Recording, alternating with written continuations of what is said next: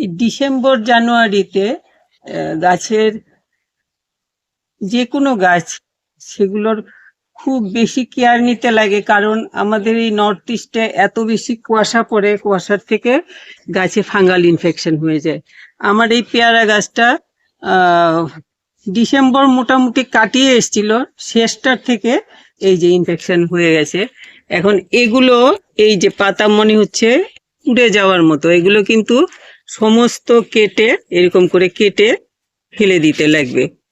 একদম একটা শুদ্ধ পাতা, এগুলো যেগুলো অল্প স্বল্প ইনফেকশন হয়েছে সেগুলো শুদ্ধ, এরকম না। একটা প্যাকেট নিয়ে নিচ্ছি আমি, এগুলো সমস্ত একটা শুদ্ধ পাতা দেখে কেটে ফেলে দিতে লাগবে। এগুলো কোনো গাছের কাছে যাতে না থাকে, এগুলো আলাদা করে রেখে তারপরে হয় পুড়িয়ে ফেলবেন, না হয়তো এগুলো একটা আলাদা প্যাকেটে করে একদম বাড়ির বাইরে বা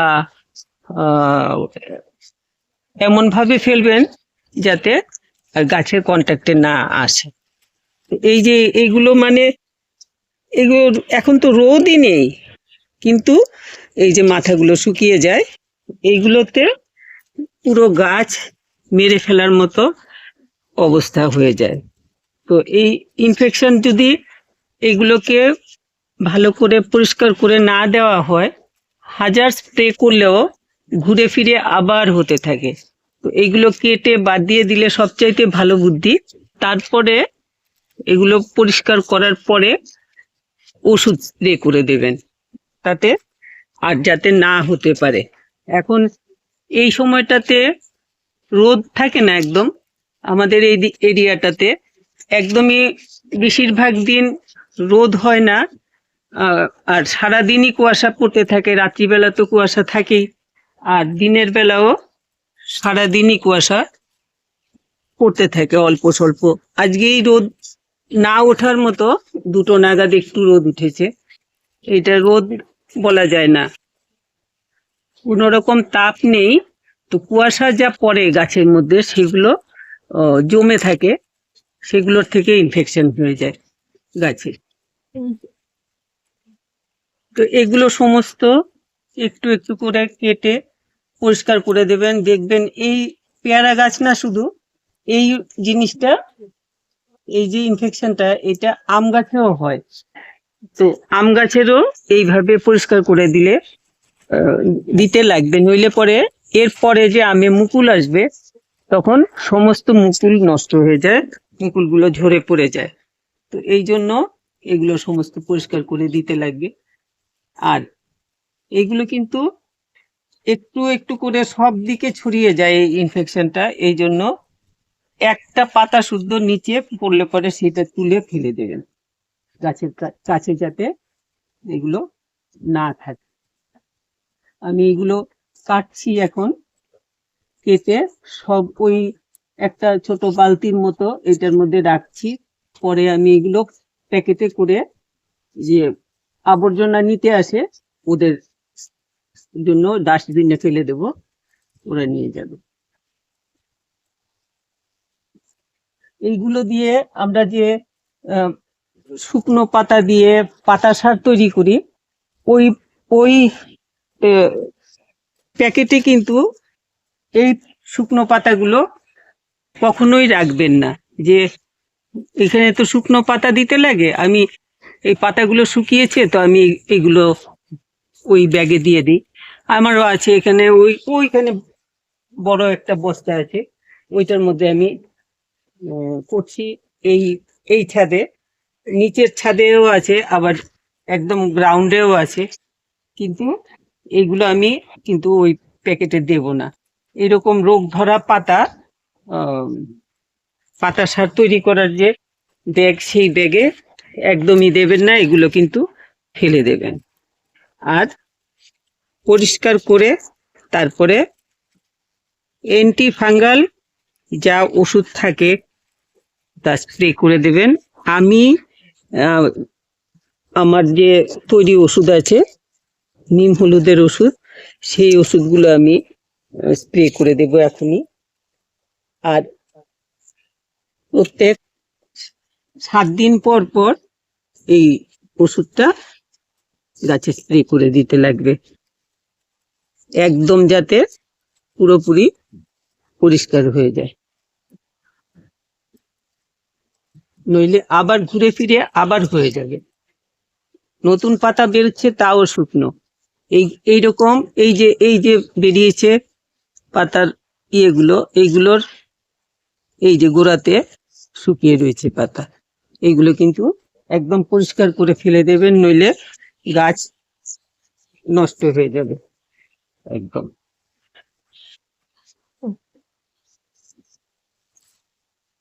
এইরকম একটুখানি থাকলে সেটাও ফেলে দেবেন, গাছ কিন্তু গাছ পুরো সুস্থ সতেজ আছে, কিন্তু রোদেরও কোনো তাপ নেই, কিন্তু পাতা এরকম শুকিয়ে যাচ্ছে মাথাগুলো।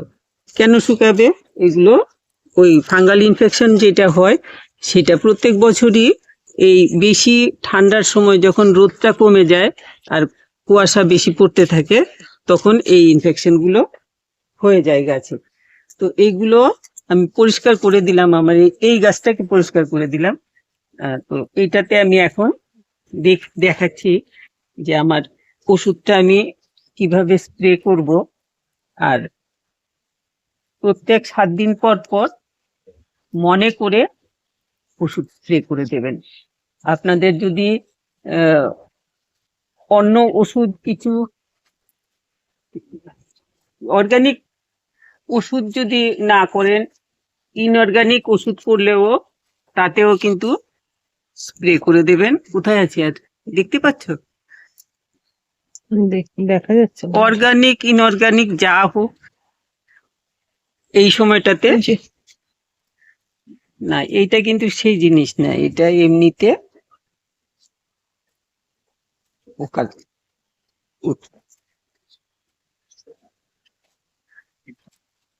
পুরো এগুলো পরিষ্কার করে দিলাম। এখানে একটা রয়েছে, এই যে, এই একটা। একদম দেখে মানে একটু শুদ্ধ সব পরিষ্কার করে দিতে নিচে লাগবে। দুটো পাতা পড়েছে। আচ্ছা, এই যে এটা এই আমি যে এই ভিডিওটা করছি, এই পেয়ারা গাছে শীতের, পেয়ারা গাছ না সব রকম ফল গাছের জন্যই, বিশেষ করে ফল গাছ বা এমনি ফসলের জন্য শীতে বিশেষ করে পেয়ারা গাছটা দেখাচ্ছি আমি এখন।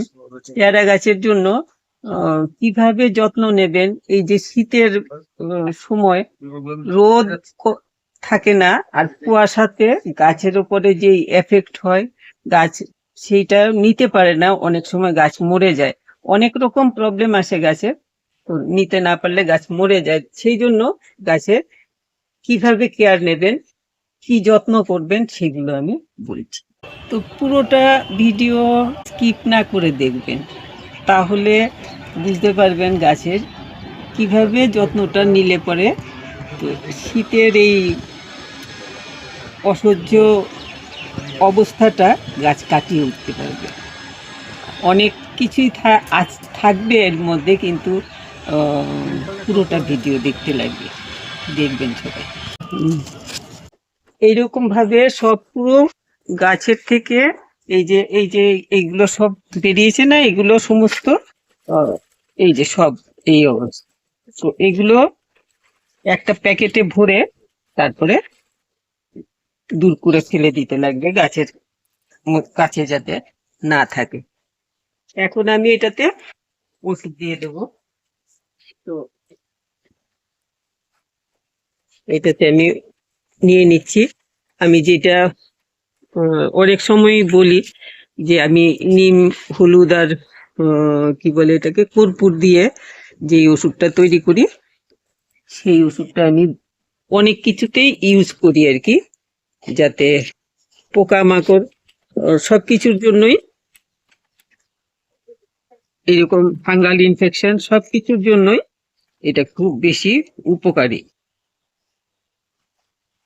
একটু বেশি হালকা করে না দিয়ে আমি একটুখানি কড়া করেই দেবো ওষুধটা, যতটুকু আমার এই ওষুধটা নিলাম তার ডাবল জল দিয়ে দেব।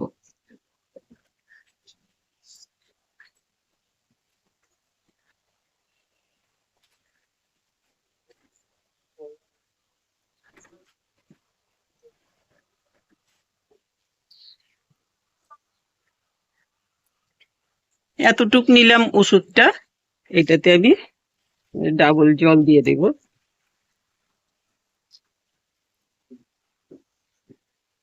ডাবল দিয়ে দিলাম জল। আর একটু লাগবে মনে হচ্ছে। না দেখুন, একটু র দিলে পরে ভালো হবে, কেন ইনফেকশনটা ভালো না তো, এরকম একটু ভারী করে দিলে পরে ভালো হবে। এইটা একদম র দিলেও কিছু হবে না, কারণ নিম পাতা, কাঁচা হলুদ, সেদ্ধ করা জলটার মধ্যে কর্পূর মেশানো, এইটাই দেওয়া হয় আর কি। তো এটা তেমন কোনো প্রবলেম করবে না।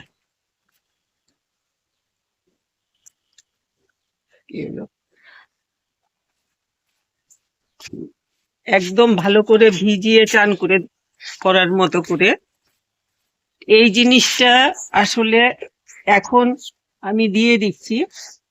এরকম দেখেছি বলে আজকেই দেখলাম এটার এইরকম ইনফেকশন হচ্ছে, যে এখন দিয়ে দিচ্ছি। আর এখন তো খুব বেশি কুয়াশা পড়ছে, তো এই জন্য সকালবেলা কুয়াশা পড়াটা যখন একটু কমে, সেই সময়টাতে দিলে বেশি কাজের হবে আর কি। কেন এখন তো কুয়াশা পড়ে সব আবার ঢুকে যাবে একদম, ওষুধটা বেশি সময় কাজ করতে পারবে। তবু দিয়ে দিলাম, কেন এখন একবার দিয়ে দিলাম। আর ওষুধটা আমি এক্ষুনি, যেহেতু ইনফেকশনটা হয়েছে, আজকে দিলাম, কালকের দিন গ্যাপ দিয়ে পরশু দেব, তারপর দিন গ্যাপ দিয়ে আরেকবার দেব, তারপরে গ্যাপ দেব 7 দিন। তো 7 দিন পর পর দিয়ে যাব, যতক্ষণ না এরকম কুয়াশা আর রোদ থাকে না, এরকম ওয়েদার থাকে, ততক্ষণ পর্যন্ত। অন্তত পক্ষে জানুয়ারি তো পুরো এইভাবেই যেতে লাগবে। 7 দিন পর পর ওষুধ স্প্রে করে দিতে লাগবে, নইলে গাছ কিন্তু নষ্ট হয়ে যাবে। এরকম করে একদম চান করানোর মতো করে দিয়ে দিলে তাহলে আর গাছ কিন্তু পেছনের ডালগুলো তো কমে গেছে।